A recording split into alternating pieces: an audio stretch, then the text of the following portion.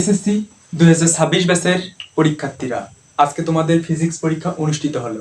তো তোমাদের ফিজিক্স পরীক্ষায় যাদের এমসিকিউ অনেক খারাপ হয়েছে, যারা 6, 7, 8, 9, 10 এইরকম এমসিকিউ সঠিক করতে পেরেছো, তারা পাস করতে পারবা কি পারবা না এই বিষয়টি জানতে চাইলে সম্পূর্ণ ভিডিওটা দেখে নাও। চ্যানেলে নতুন হলে চ্যানেলটিকে সাবস্ক্রাইব করে বেল বাটনে ক্লিক করে রাখতে পারো। পদার্থবিজ্ঞানের পরীক্ষা হয় 100 মার্কের উপর। এমসিকিউ পরীক্ষা অনুষ্ঠিত হয়, রিটেন পরীক্ষা অনুষ্ঠিত হয় এবং পরবর্তীতে প্র্যাকটিক্যাল পরীক্ষা অনুষ্ঠিত হয়। তোমরা আজকে এমসিকিউ এবং রিটেন অংশটা দিয়ে ফেলেছো ইতিমধ্যে। প্র্যাকটিক্যালটা তোমাদের পরীক্ষার শেষে পরবর্তীতে অনুষ্ঠিত হবে। তোমাদের এমসিকিউ এ থাকে 25 মার্ক, রিটেনে থাকে 50 মার্ক।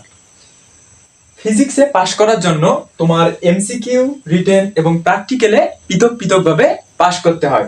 প্র্যাকটিক্যাল যেহেতু তোমরা পরবর্তীতে দিবা এবং তোমাদের স্কুলগুলো তোমাদেরকে প্র্যাকটিক্যালে ফেল দেয় না, সাধারণত সবাইকে পাস দিয়ে দেয়, তাই প্র্যাকটিক্যাল নিয়ে তোমাদের কোনো চিন্তার কারণ নেই। তোমাদের এমসিকিউ এবং রিটেন এই দুইটা অংশ নিয়েই চিন্তার বিষয় কাজ করে। দেখা যায় যে রিটেনে বেশি সমস্যা হয় না, সব থেকে বেশি সমস্যা হয় যে অংশে, সেটা হচ্ছে এমসিকিউ অংশ। তোমাকে পাস করার জন্য এমসিকিউ যত মার্কের পরীক্ষা দিবা তার মধ্য থেকে 33% মার্ক পেয়ে পাস করতে হবে। তো 25-এর 33% করলে দাঁড়ায় 8.25 8 ধরা হয় এবং তোমাদেরকে এমসিকিউ এ পাস করার জন্য 8 মার্কই পেতে হবে। এমসিকিউ খাতাটা যেহেতু মেশিনের মাধ্যমে কাটা হবে, তাই তোমাদেরকে 8 মার্ক পেয়েই পাস করতে হবে। এমসিকিউ যেহেতু মেশিনের মধ্যে খাতা কাটবে, মেশিনের মধ্যে সেটআপ থাকে যে 8 মার্কই পাস, তো 8 মার্ক বা 8 মার্কের বেশি যারা পাবে তারাই কেবলমাত্র পাস করতে পারবে।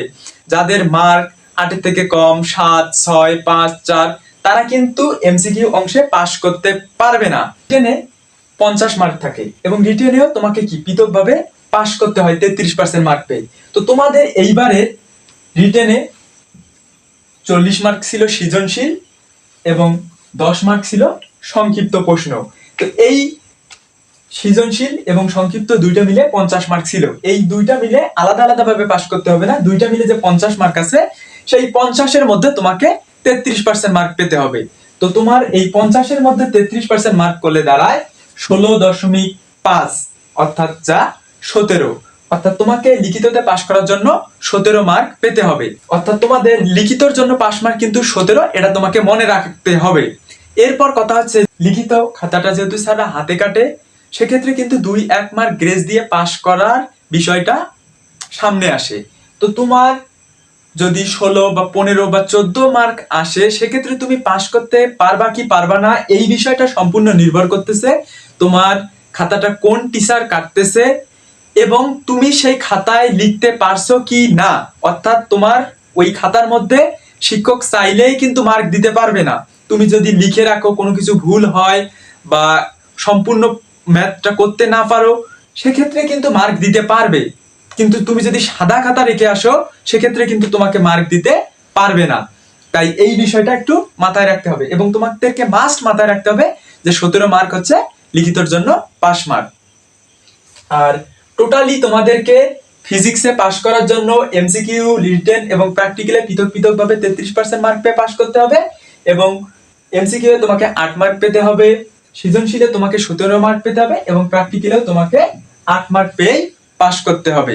তো এটি দেখার পর তোমাদের যদি কোনো সমস্যা থাকে, সেক্ষেত্রে তোমরা কমেন্টে জানাই দিতে পারো, অথবা তোমাদের কতটা এমসিকিউ সঠিক হয়েছে, তোমাদের লিখিততে তোমরা কত মার্ক অ্যান্সার করছো, কত মার্ক পেতে পারো, এই বিষয়টি একটু কমেন্টে জানাই দিতে পারো। আমি তোমাদের কমেন্টে রিপ্লাইয়ের মাধ্যমে তোমাদের উত্তর দেওয়ার চেষ্টা করব। এছাড়াও ভিডিওর ডেসক্রিপশনে এবং প্রথম কমেন্টে একটা টেলিগ্রাম গ্রুপের লিংক দেওয়া আছে, তোমরা চাইলে সেই লিংকের মাধ্যমে টেলিগ্রাম গ্রুপে যুক্ত হয়েও তোমাদের প্রশ্নগুলো করতে পারো। তোমাদের সকলের জন্য শুভকামনা রইল। Thanks for watching my video.